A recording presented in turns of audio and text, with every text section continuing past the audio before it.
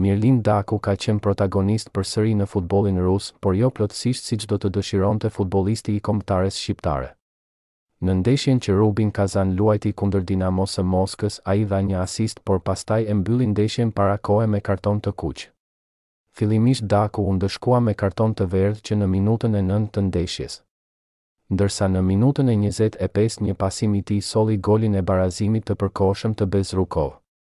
Ai tentoi gjithmonë të vinte në vështirësi mbrojtjen kundërshtare, por agresiviteti i tepruar i kushtoi shtrenjtë në minutën e 90 kur pas një tjetër faulli gjyqtari kryesor i tregoi atij kartonin e kuq dhe e largoi para kohe nga fusha e lojës. Në ndeshjen që u mbyll me shifra 3-1 për Dinamon e Moskës, ky ishte asisti i 6 i Dakut që ushtohet 11 golave të shënuar në 22 ndeshje të luajtura në këtë sezon në Rusi, ku ka përmirësuar ndjeshëm statistikat e atij paraardhës.